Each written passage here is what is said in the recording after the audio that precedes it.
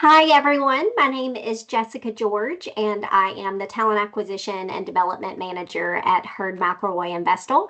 And I'm excited today to bring you another career readiness webinar. We've been doing this for several months in a row now, and we've tackled everything from resumes and cover letters to LinkedIn profiles, networking, job search strategies.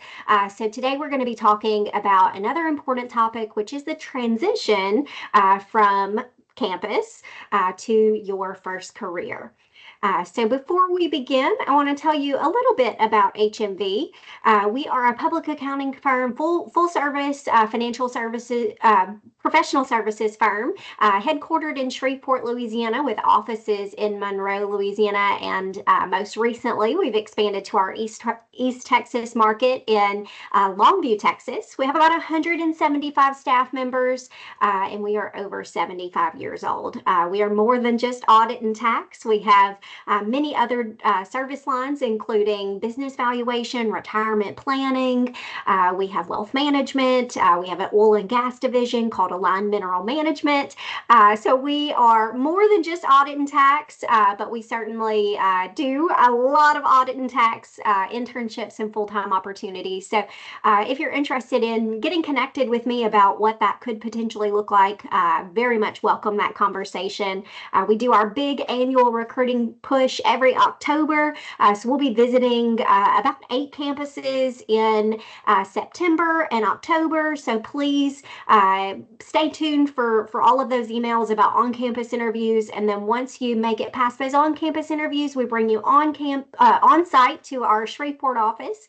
And that's an opportunity for you to meet with our team. We take you to a nice restaurant. So it really is a great opportunity to see what HMV is all about. And we'll share with you what makes us unique. And so excited to come to your campuses very, very soon.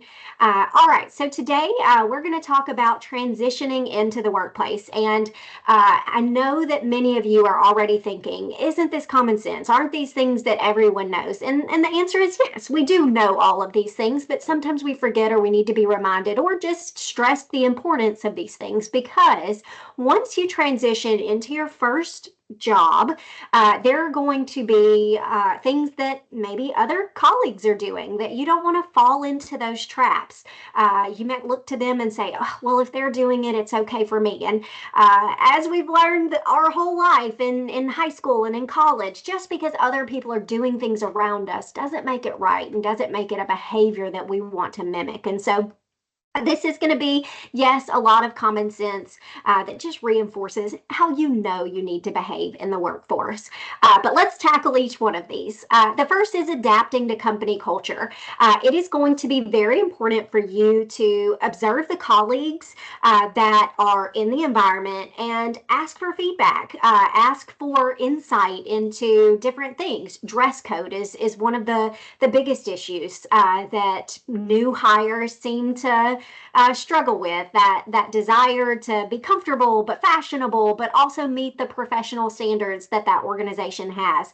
It's absolutely okay to ask an experienced team member, hey, I went shopping this weekend at a boutique and I'm thinking about buying this outfit. Is this something that you could see appropriate in the workforce?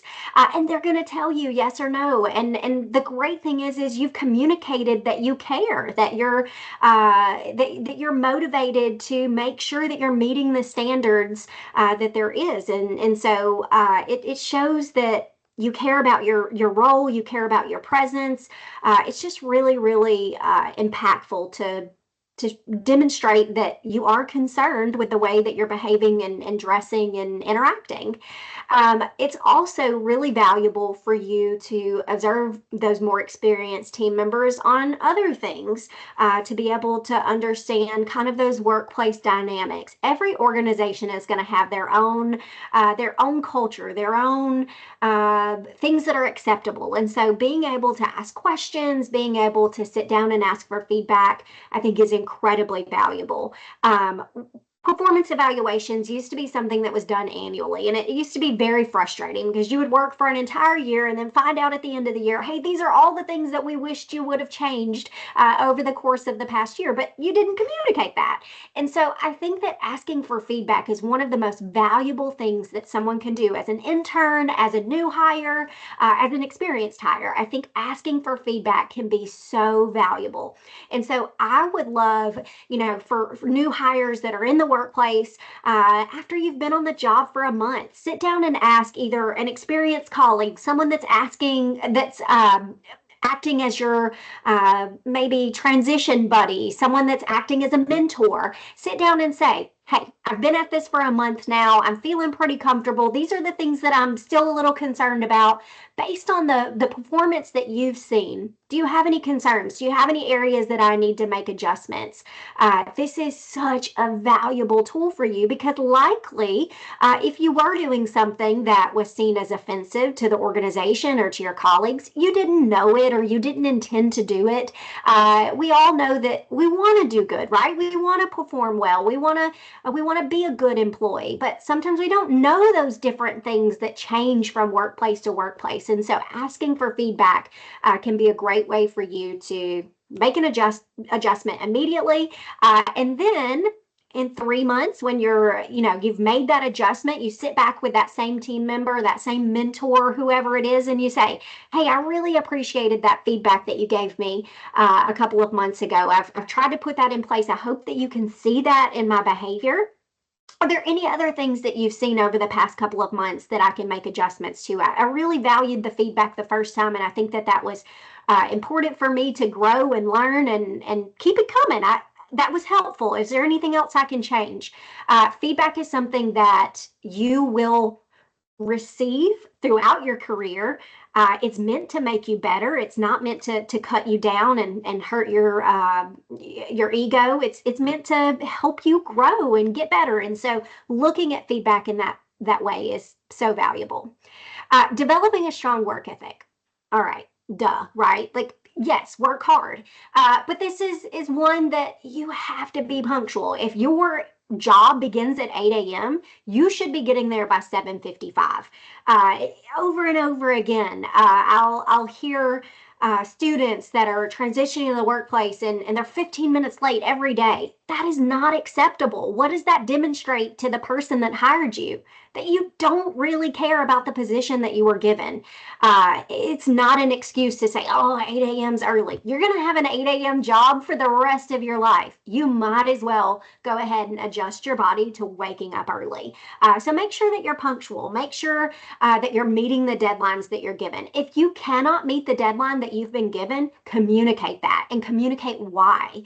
I'm waiting on documents from a client. It's kept me from meeting this deadline. Okay, that's okay because that's out of your control. But if you didn't communicate that, then it just would have been seen as you missing a deadline. So it's really, really important that you communicate anytime you're not going to be able to meet a deadline. You need to demonstrate reliability and ownership of your work. I often hear from hiring managers, they'll say, I want an employee that is going to work on a task, and when 5 o'clock hits, if there's a little bit more work to be done, that they don't just say, oh, 5 o'clock, I'm out. This is the end of my workday.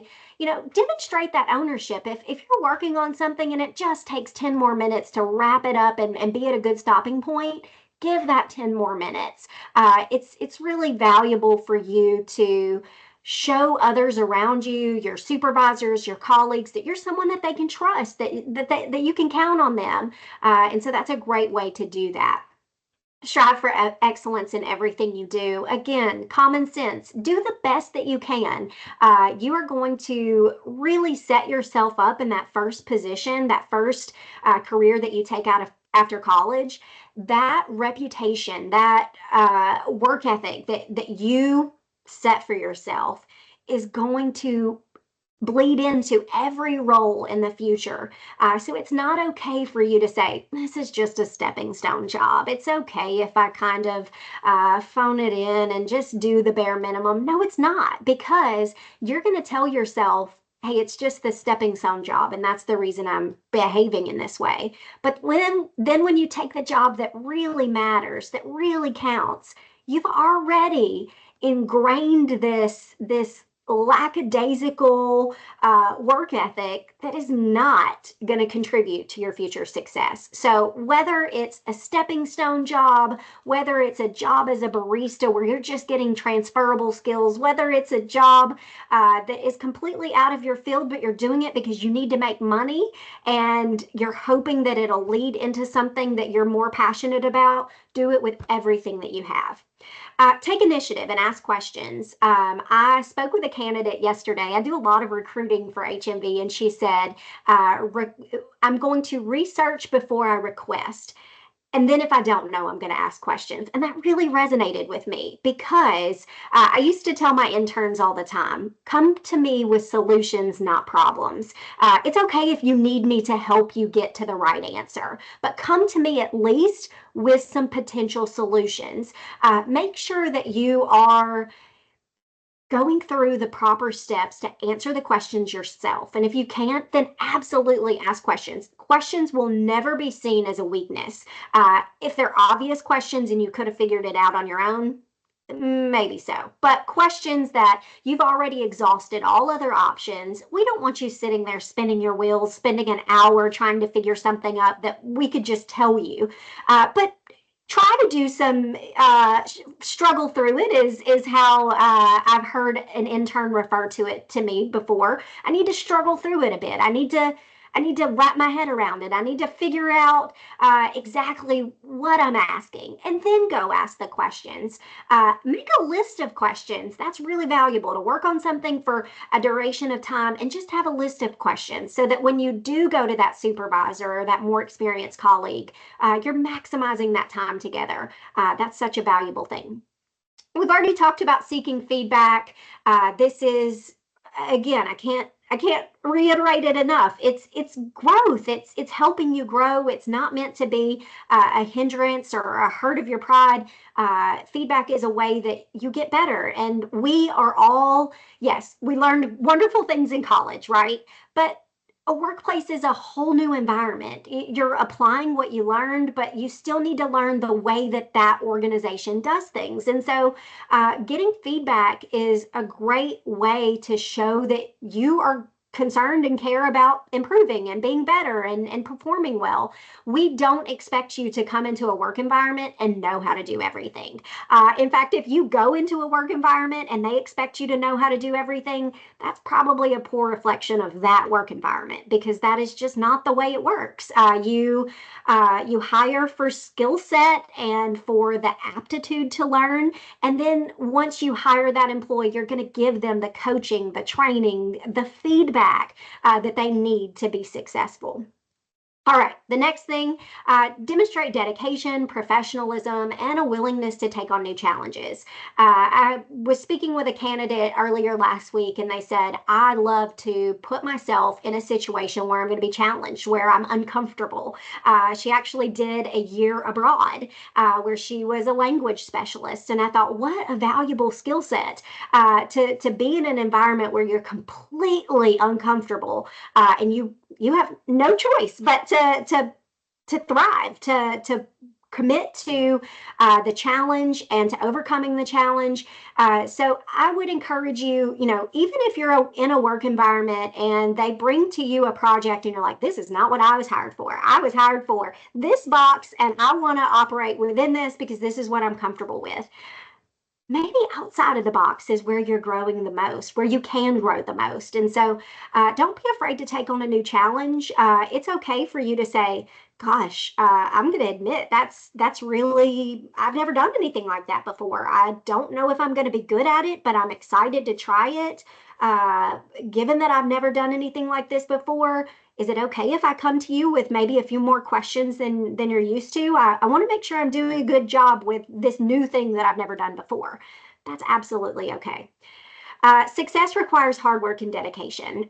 Yes, you were hired because of your work, of what work experience you had or educational history, but that's not what's going to separate you. What's going to separate you from the others is your hard work and your dedication. Skill is one thing, but if it is not matched with hard work and dedication, you are going to be left behind every time. You really have to. You have to care, you have to commit, you have to dedicate yourself to what you're doing. And as I said before, it may not be something you're passionate about right after college.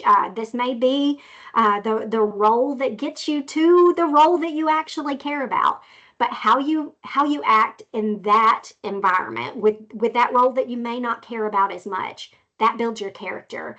It builds your reputation. That's how you get the references and the recommendations to get that next step. Be proactive and go the extra mile.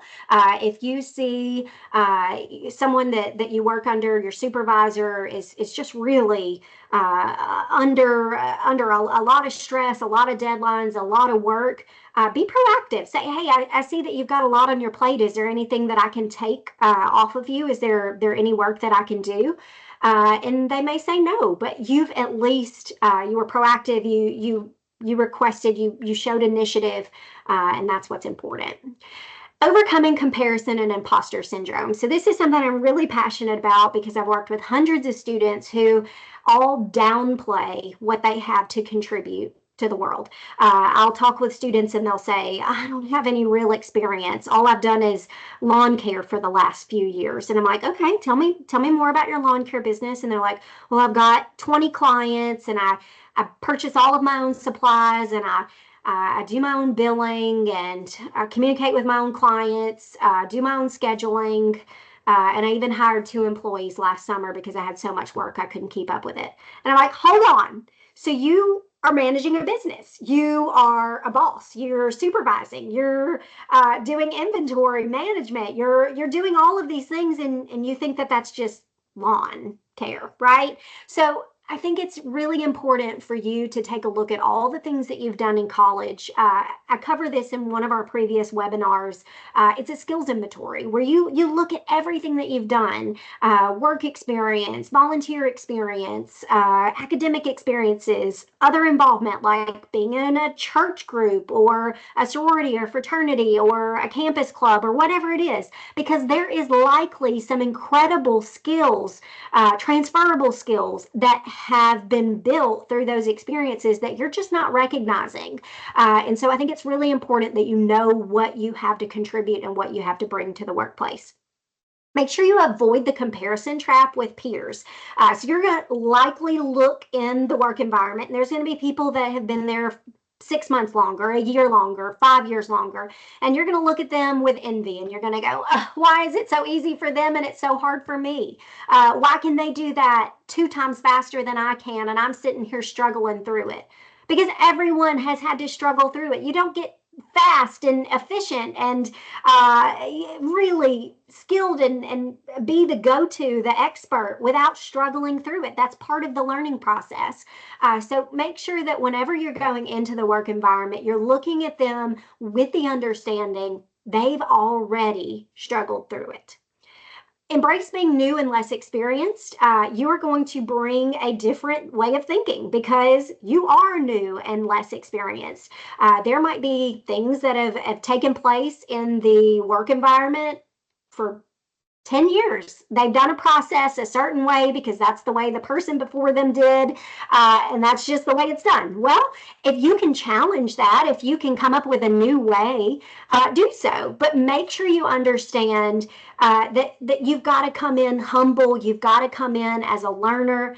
The reason I say this is because someone that just comes in without any insight into the way that the company operates and goes, oh, let's change this and this and this. Well, the reason we can't change this is because it affects this department. The reason we can't change that is because it affects this reporting. There's probably a reason. But what I'm saying is you have the ability to look at a process very differently because you haven't seen it done that way for 10 years. And so you bring with you this incredible way of thinking, this new idea, this challenging the way that things are done. Just do it in a humble way and do it in a way that respects the way things have always been done. Maybe ask questions like, hey, I would love to know why is it done this way? And if there's a good reason why, then okay. But if there's not, I was thinking I'd love to know why things are done this way because, if we could do it this way, it would save this time or it would save this whatever, right?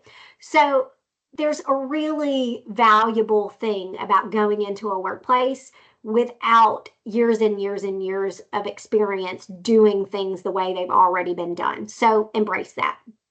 One thing that was told to me very early on in my career is keep a record of accomplishments and positive feedback. I called it a kudos folder. In fact, I would save all of the emails that I received in this kudos folder that were bragging about what I was doing, my hard work, a new project I was working on. And on the days that I got really frustrated, that I lost sight of why I was doing what I was doing, I'd read back through my kudos folder. And it just was that perspective that I needed to go, all right, you are doing a good job. Yes, this is a bad day or a bad week, or your team's really stressed and they're kind of taking their frustration out on you. But reading back through these comments helps me realize, it gives me footing again. It helps me realize I am doing a good job. This kudos folder is also really valuable for when it comes time for raises. So being able to advocate for yourself and say, I know it's annual raises time and I'm coming to you with a record of all the emails that I've received from supervisors and colleagues over the past year that demonstrate that I work very hard and go above and beyond. And I would love to submit this to you for consideration of a raise.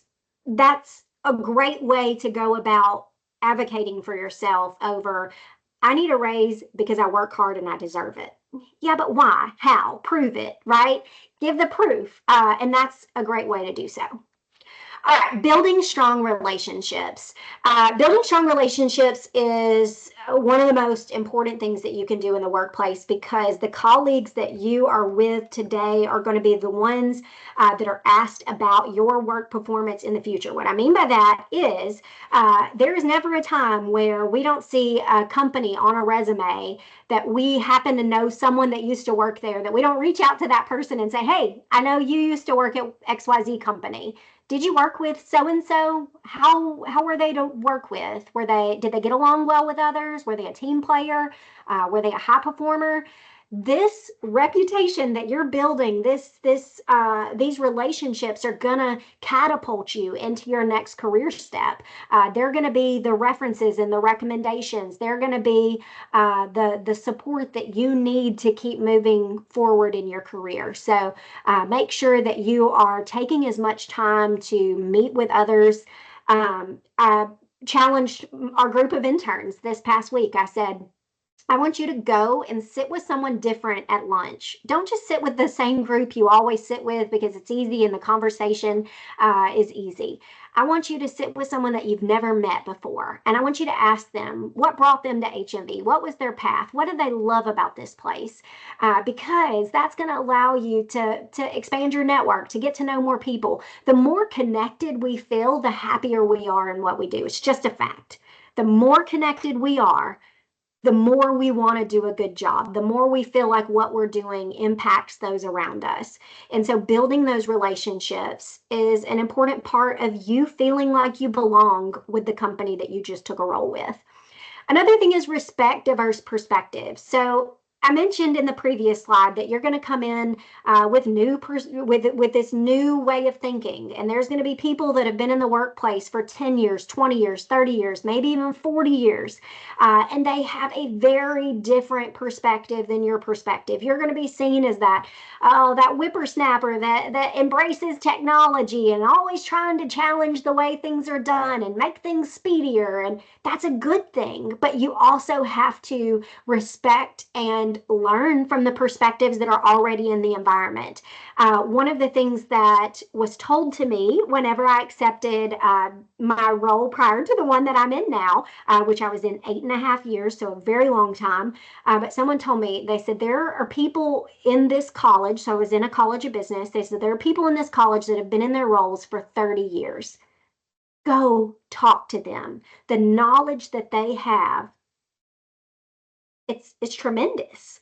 You can spin your wheels in your first year trying to pick up the things that they've learned over the last 30 years.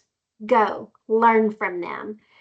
And I did that. And it was the best advice that I had ever gotten because I built such strong relationships that, yes, there were things that were being done that could have been done more effectively. There were things that were being done that were overlaps across different departments. But when I got the buy in, when I built the relationship, I got their respect and I got their support. And so then when I went to do whatever special initiative or special project or change the way things had always been done, I got support. And so really valuing those diverse perspectives is a game changer. It's going to change your career, I promise. All right, continue developing. We might think, all right, I have finally read my last textbook. I have finished my last course. I am done learning. Put a fork in me. I am done. But that can't be further than the truth. Graduation is not the end of the education. It's just the beginning. There is going to be changes that are made in your field of study in the next 1 year, 5 years, that is going to completely, not wipe out, but replace what you've learned in college. And so, or not replace, enhance what you've learned in college. And so it is really, really valuable for you to continuous learning when you see these workshops or webinars or conferences or whatever it is. Sign up, be a part, do the extra thing. Yes, you could spend your lunch break at Jimmy John's eating a sandwich, or you could watch this webinar that's going to be really great in helping expand your mindset. And so I challenge you to continue being a lifelong learner. I am one that has never been super powerful in Excel, and that was something that I was always very, I guess, mindful of and a little bit I guess always felt like I had a disadvantage there. That's something that I can overcome. If there's an area that you feel uncomfortable with, then address it. That's a skills gap. All you have to do is find a course or whatever it is that's going to address that. And as long as it's beneficial to your job duties, the likelihood of that organization paying for it is very high. You just go to them and then you say, hey, I've got this skill set that I haven't quite fully developed. It's always been something that, has been a concern of mine. I found this workshop. It costs $200. I would love to do it. Is this something that would be beneficial for me to learn for my career? I wanted to see if this was something that the company would support. The chances are it's probably something they would, because they want you to grow and develop and all those things too. All right, take advantages of training programs and mentorships. The likelihood that your organization does some kind of mentorship or buddy system is pretty high. And if they don't have a formal one, they probably have an informal one. If you went to your HR manager and said, hey, I would love a mentor. Is there someone within the organization that you think might be open to conversations? And that can be as informal as, hey, so-and-so, I really admire the career path that you've had here at this organization. I value, how much you've accomplished in the past X number of years. Would you be willing to go to coffee once a month and just let me ask you some questions? A mentor has been something that's really been, I guess, hounded on me to find, because it can be so valuable. And I've never had a mentor before, but I'd like to give this a try. Is that something that you'd be willing to do? About 1 hour a month, and I'll treat you to coffee. I'll buy your coffee. That can be so, so valuable. I've had many mentors in my life. They are the ones that I turn to when I'm considering a job offer, a job change, someone that I turn to when I'm trying something new at work and I just want to run it by someone. They can be valuable, very, very valuable. All right. Communicating your needs. Reaching out for support if overwhelmed. This will never be seen as a weakness. As long as you have exhausted your options, you've done the research before you request it, then reaching out for support is always going to be received with positive thoughts. We don't want you to get frustrated, spin your wheels, burn a bunch of company time when you could be being productive. So if you are at a point where you're like, hey, I am frustrated, like I've hit it, I've hit the limit, I can't do it anymore. I've done this, and this, and this, and this to try to figure it out, and I still can't. Can you help me? Absolutely. Absolutely. Communicate limitations to employers and colleagues. Let's say you were given a project and it requires this and you don't have that skill set, communicate it. The last thing you want to do is to try to do it for 2 months and they go, hey, Jessica, where are we at with that project? I'm going to be honest. I don't know how to do Power BI. Why didn't you say something? Why didn't you tell us that? You've wasted 2 months of our time. We could have given this to someone else that had that skill set, or we could have given you that training or buddied you up with someone that has that experience. Don't waste their time. If there's something that you know, hey, this is a limitation. I cannot do it without additional resources or training or whatever, communicate that. It will be seen more positively for you to communicate that than to struggle on your own and not meet the deliverable that they ask for. Recognize that asking for help is a sign of strength. It is a skill set that we want when we hire people is, hey, they're going to do all that they can, but when they can't do anymore and they've hit that wall and it's a limitation that they're going to reach out and they're going to say, hey, I need help. This isn't something I can do anymore. That's a good employee. A good employee is someone that knows when to ask for help. So that's very, very important. Balance ambition and patience. I will talk with students, and sometimes I'll say, what are your career goals? And they'll say, I want to graduate and be a CFO, Chief Financial Officer. I'm like, okay, those are not very realistic career goals. You don't just graduate and be a CFO. You graduate, you take your first entry level role, that builds to your next senior role, that builds to your manager role, that builds to your director role, that builds to your VP role, that builds to the CFO. All right. There is time that you put in. There is career changes, promotions, things like that. You don't just graduate and you're a partner at an accounting firm. It's important that you are ambitious, but you understand that you have to be patient because you also have to put in the time. You have to put in what it takes to be successful. So be patient, be realistic, but be on fire, be passionate, be ambitious. Like we want to see that, but it's got to be coupled with realistic expectations. Focus on building a solid foundation. Understand that first career out of college, again, I've mentioned this, it may not be the one you're super passionate about. It may just be that stepping stone. But build the foundation, build the work ethic, build the skill set. Maybe it's not exactly what you want to do, but you have the time and the capacity and the resources to get the skill set that you need for your next career. All right, let's do it. Use that. Build the foundation. Gain experience and continuously improve yourself. There is no experience that is below someone.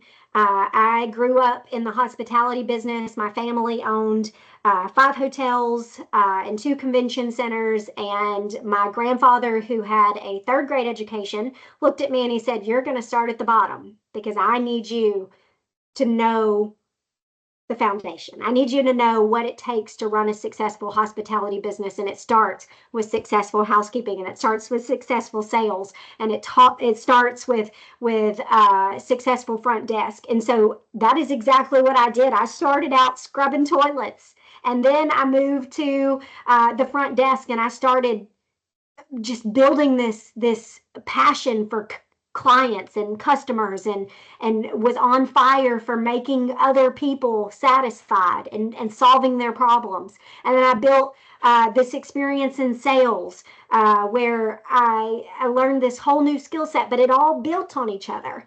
There will never be a job that is below you. Whatever you're doing, you can use it to build the next step. So don't look at something and go, oh, I'm a college graduate. Why am I doing this? I'm a college graduate. Why am I having to do this job that is beneath me? Nothing is beneath you. In fact, that mindset that you have is what is going to translate into the next several career steps. It's going to translate into the next part of your career. Your career is not going to skyrocket overnight. I already mentioned that. It's just not. You're not going to wake up tomorrow and be in the role that you should be in 20 years. You've got to put in the work. But stay committed. Keep working towards your goals. I always tell students, have a timeline. If you don't have a timeline, you're going to be off your timeline, right? If you don't have a timeline, you're not going to hit any of the marks. Why? Because you don't even know what the timeline is.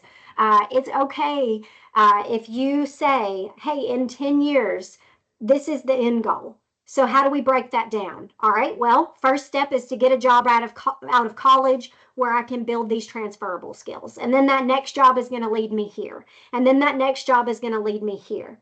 I was talking with a student about a year ago, and they wanted to be a specific job title. And I said, all right, let's go find people on LinkedIn that has that specific job title and let's look up their career progression. And so we typed in that job title and we began looking at people and we said, all right, there's some common goals, right? Everyone seems to be graduating with this degree.